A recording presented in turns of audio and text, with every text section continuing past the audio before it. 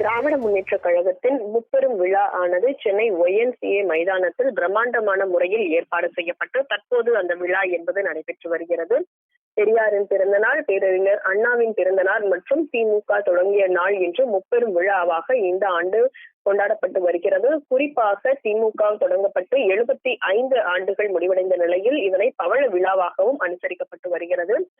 குறிப்பாக இந்த ஆண்டு நடைபெறக்கூடிய இந்த முப்பெரும் விழாவில் பிரம்மாண்டமான ஏற்பாடுகள் செய்யப்பட்டிருக்கிறது. குறிப்பாக வர இருக்கக்கூடிய 2026 சட்டமன்ற தேர்தலுக்கு அடித்தளம் அமைக்கும் வகையில் இந்த மாநாடு அமைக்கும் என்றும் திமுக தரப்பில் இருந்து கோரப்பட்டு இருந்தது.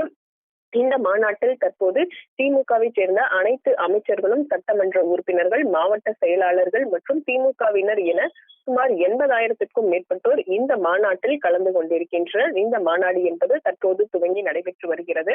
இந்த மாநாட்டின் சிறப்பு அம்சமாக பார்க்கப்படுவது என்னவென்றால், இந்த மாநாட்டு ஏற்பாடில் கிட்டத்தட்ட கூட்டத்தின் நடுவே முதலமைச்சர் MK ஸ்டாலின் மற்றும் திமுக தலைவருக்கு அந்த இருக்கை அமர்த்தப்பட்டது போலவே அருகில் மற்றொரு இருக்கையும் போடப்பட்டிருந்தது.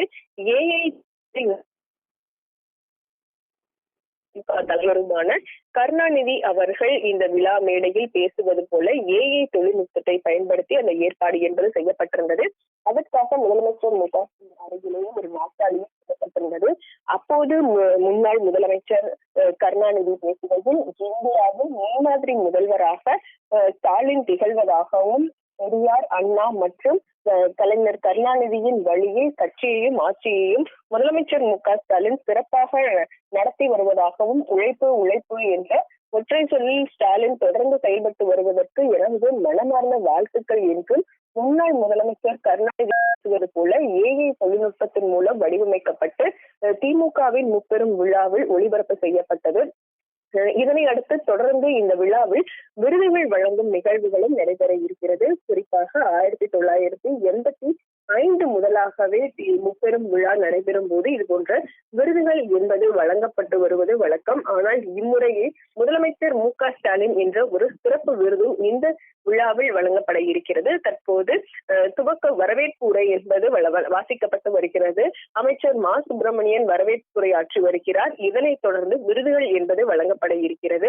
முன்னதாக முத்தமிழறிஞர் கலைஞர் அறக்கட்டளை சார்பில் தமிழகத்தில் இருக்கக்கூடிய 4 மண்டலங்களிலும் ஒன்றியம், பகுதியும், நகரம் மற்றும் பேரூர் ஆகியவற்றில் சிறந்த திமுகவின் அந்த கட்சி பணியை ஆற்றுபவர்களுக்கான அந்த விருது என்பது வழங்கப்பட இருக்கிறது. அதனைத் தொடர்ந்து பெரியார் விருது பெறுபவராக கோவையைச் சேர்ந்த பாப்பம்மாளுக்கு பெரியார் விருது என்பதை முதலமைச்சர் MK ஸ்டாலின் வழங்குகிறார்.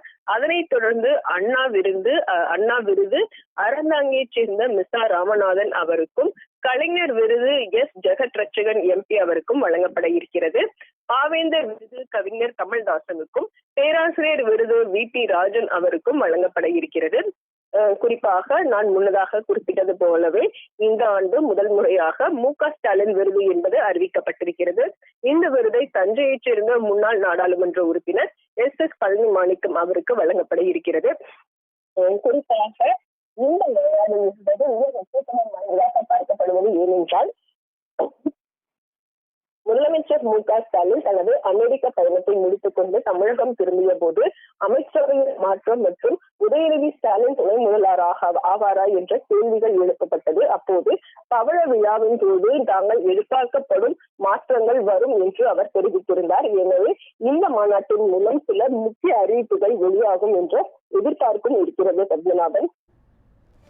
ஷெர்லி, மாநாடு தொடர்பான முழுமையான விவரங்களை பகிர்ந்தமைக்கு நன்றி. BBC நிறுவனம் தனது தொலைக்காட்சி மற்றும் வானொலி ஒளிபரப்பில் ஒரு குறு ஆவணமாக உலகம் முழுவதும் சென்று சேரும் வகையில் வெளியிட்டுள்ளது. 1959ஆம் ஆண்டு தேக்கம்பட்டி ஊராட்சி உறுப்பினராக தேர்ந்தெடுக்கப்பட்ட இவர் 1964இல் காரமடை ஊராட்சி ஒன்றிய குழு உறுப்பினராகவும், பின்னர் தேக்கம்பட்டி ஊராட்சி மன்ற துணைத் தலைவராகவும் பொறுப்பேற்று பணியாற்றினார். 1970ஆம் ஆண்டு தொடங்கி 45 ஆண்டு காலம் தமிழ்நாடு வேளாண் பல்கலைக்கழக உழவர் விவாத குழு உறுப்பினராக செயல்பட்டார். 1965 ஆண்டிலேயே மாதர் சங்க தலைவராக செயல்பட்டு கிராம பெண்களின் முன்னேற்றத்திற்கான சமூக பணிகளை மேற்கொண்டார்.